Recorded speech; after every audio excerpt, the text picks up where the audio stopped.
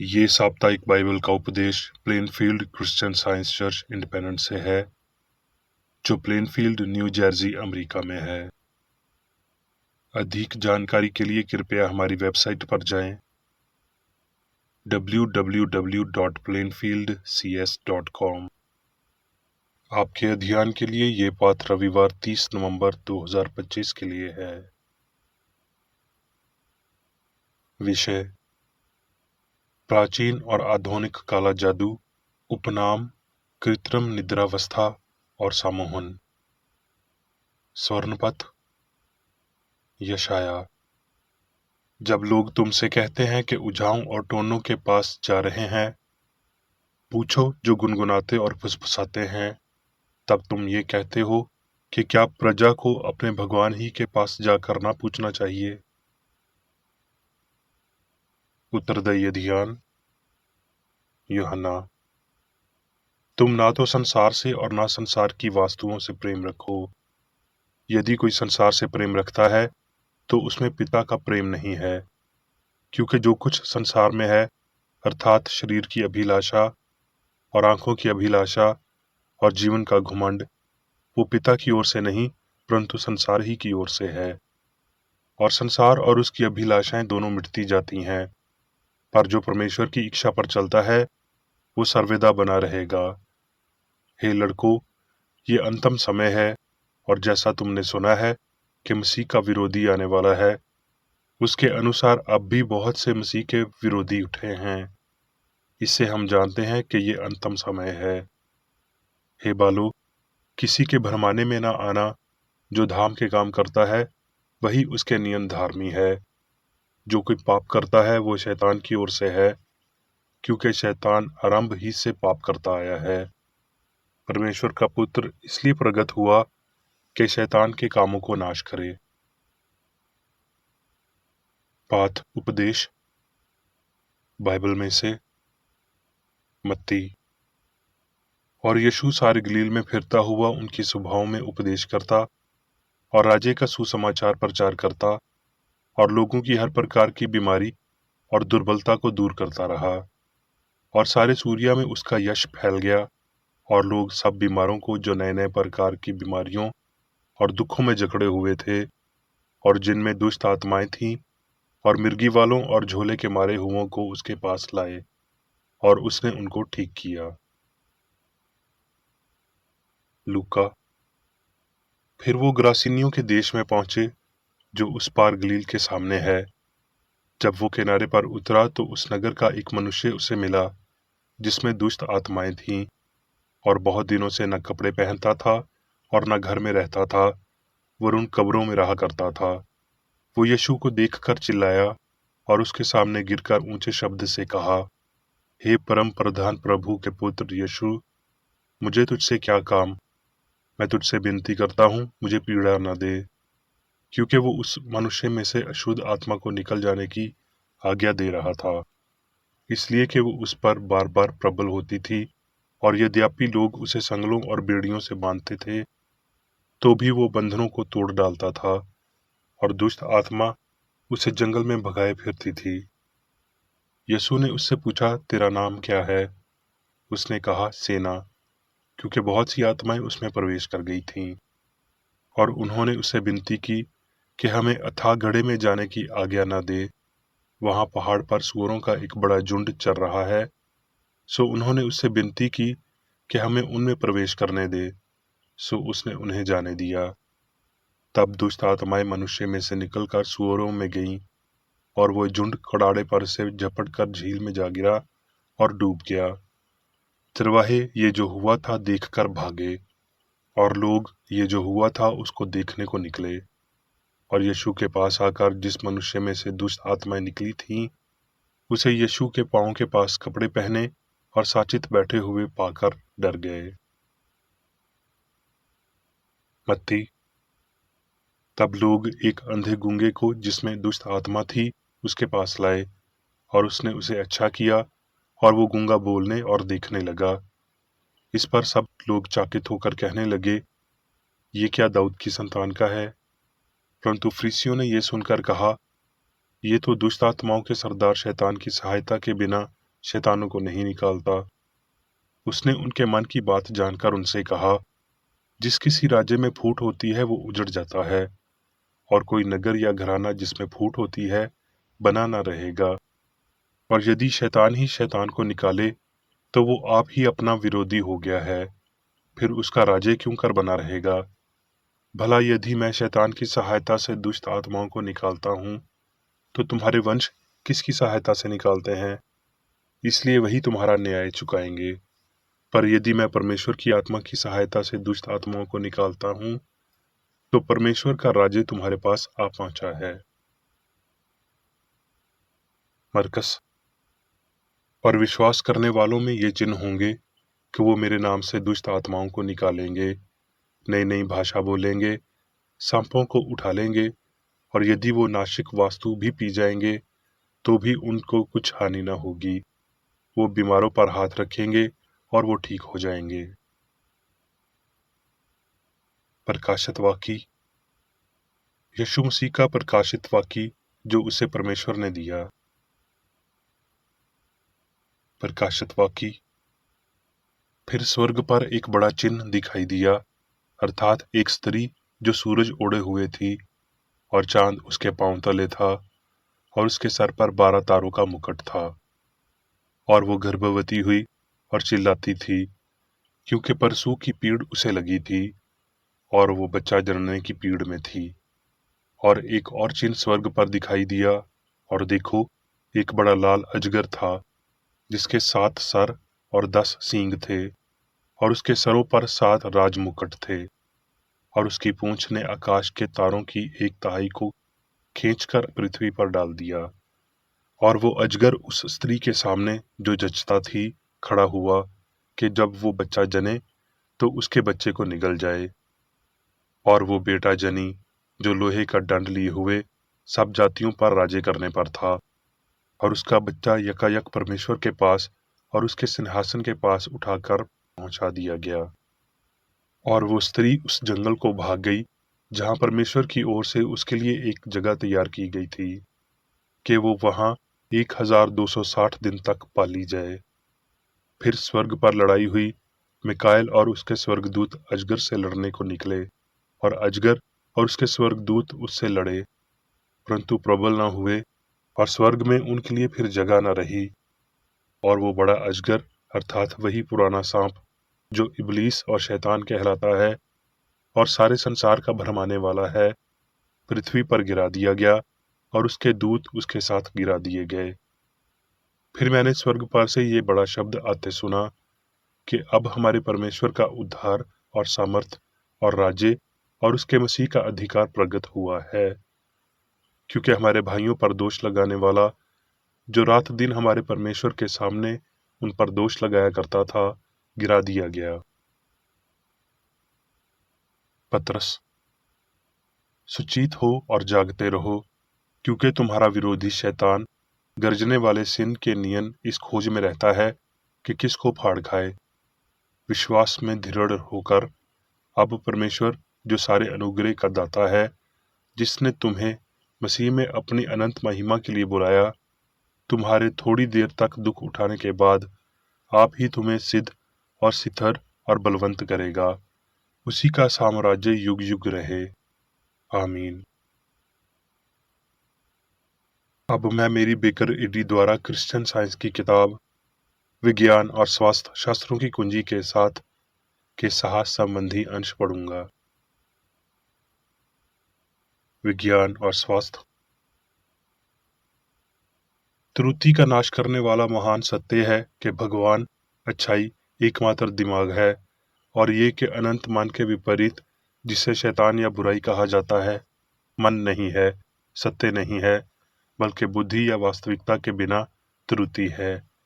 एक मन हो सकता है लेकिन एक भगवान है, और यदि मनुष्यों ने किसी अनय मन का दावा किया और किसी अनय को स्वीकार नहीं किया तो पाप अज्ञात होगा। हमारे पास एक मन हो सकता है अगर वो अनंत है।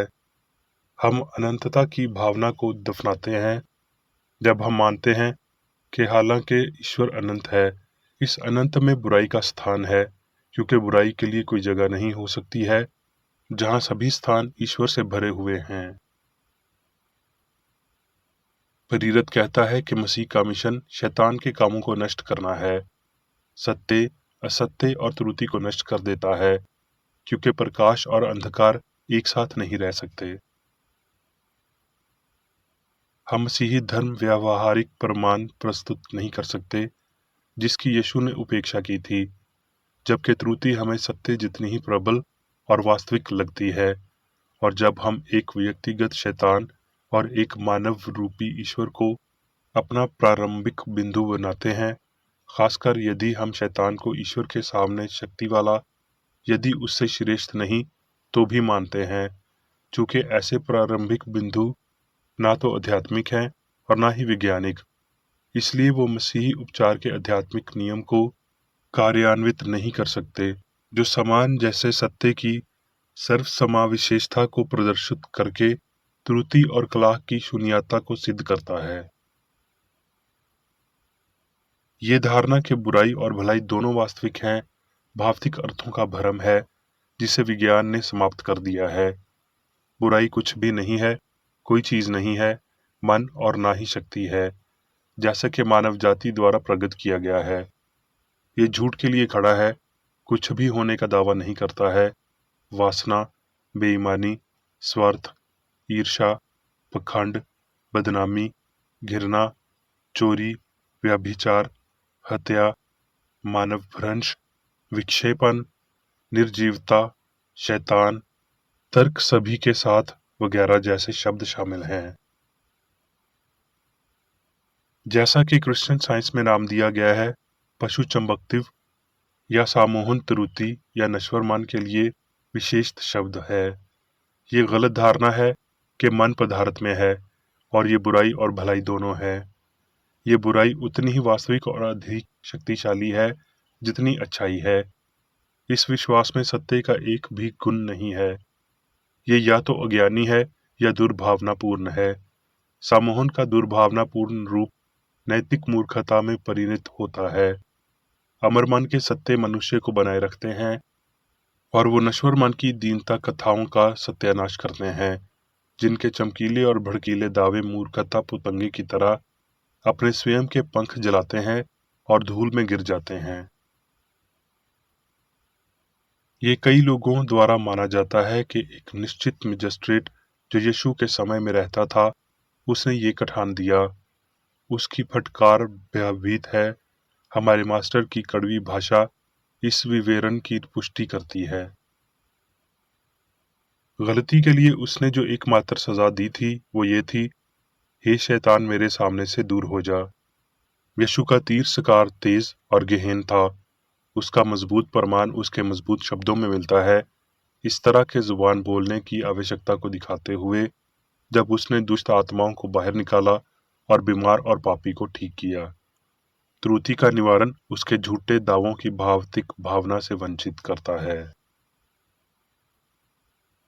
ये दर्ज है कि एक बार यीशु ने एक बीमारी का नाम पूछा था, एक बीमारी जिसे आधुनिक लोग मानव भ्रंश कहते हैं। दानव या दुष्ट ने जवाब दिया कि उसका नाम भीड़ था। उसके बाद यीशु ने अशुद्ध आत्माओं को निकाल दिया और पागल आदमी को बदलकर ठीक कर दिया। अंजील ये बताते हुए दिखाई देती है कि यीशु खुद अशुद्धता को प्रकट होने और नष्ट करने का कारण बना। पागलपन का उपचार विशेष रूप से दिलचस्प है, हालांकि मामला बड़ा है। ये सत्यता के शुद्ध कार्य के लिए अधिकांश रोगों की तुलना में अधिक आसानी से उपज देता है, जो त्रुटि का प्रतिकार करता है। पागलपन का इलाज करने में दी जाने वाली दलीलें अन्य बीमारियों की तरह ही हैं, अर्थात वो असंभावना जो मस्तिष्क को नियंत्रित या विचालित कर सकती है या पीड़ित कर सकती है। ये भी तथ्य की सत्य और प्रेम, स्वस्थ राज्य, मार्गदर्शित और शासित नश्वर मन या रोगी के विचार को शापित करेंगे और सभी त्रुटि को नष्ट कर देंगे, चाहे इसे मानव भ्रंश, घृणा या कोई अन्य कला कहा जाए। प्रकाशित वाक्य अध्याय 12 श्लोक 9। और वो बड़ा अजगर अर्थात वही पुराना सांप जो इब्लीस और शैतान कहलाता है और सारे संसार का भ्रमाने वाला है, पृथ्वी पर गिरा दिया गया और उसके दूत उसके साथ गिरा दिए गए। वो झूठा दावा, वो प्राचीन मनीयाता, वो पुराना सांप जिसका नाम शैतान बुराई है, ये दावा करते हुए कि पुरुषों को लाभ पहुंचाने या उन्हें घायल करने के लिए या तो बुद्धि है, शुद्ध भरम है, लाल अजगर है, और ये मसीह सत्य आध्यात्मिक विचार द्वारा निकाला गया है, और इसलिए ये शैतान साबित हुआ है। शब्द पृथ्वी पर फेंके गए अजगर को शून्य धूल से धूल होने को दिखाते हैं, और इसलिए बोलने के अपने ढोंग में उसे शुरू ही से झूठा समझा जाना चाहिए। प्राचीन काल से बुराई अभी भी आध्यात्मिक विचार को त्रुटि की अपनी प्रकृति और विधियों के साथ आरोपित करती है।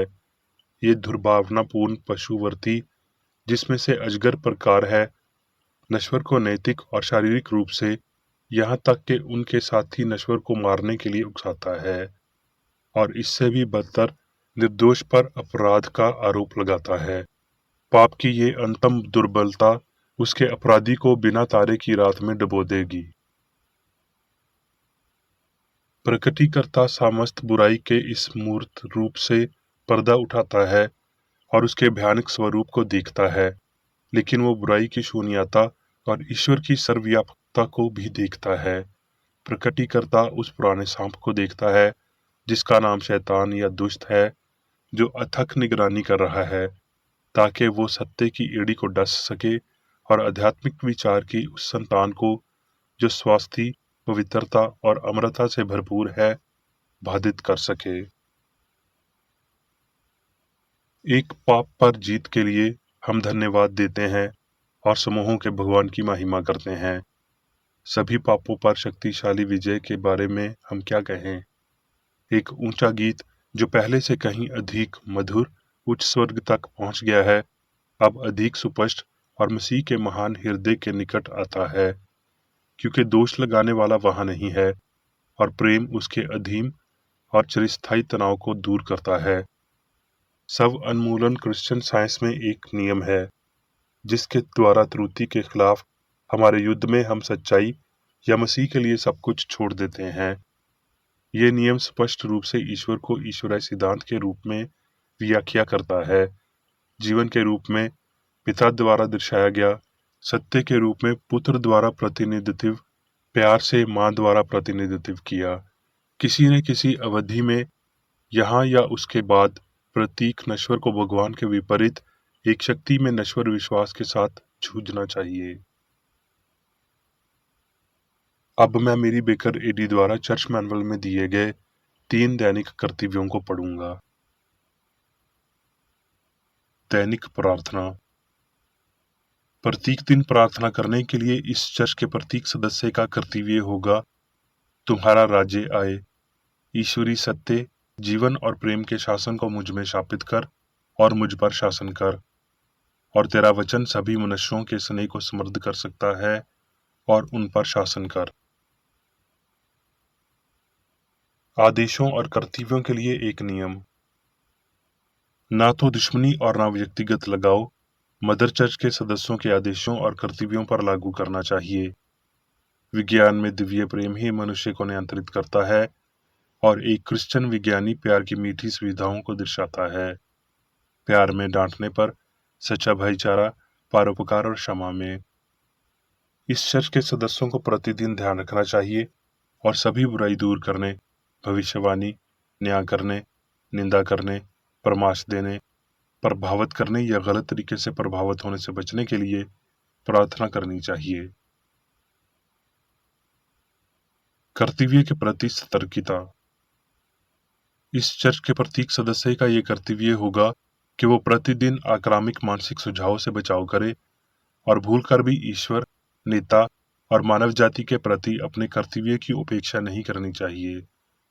उनके कामों से उन्हें आंका जाएगा और वो उचित या निंदनीय होगा।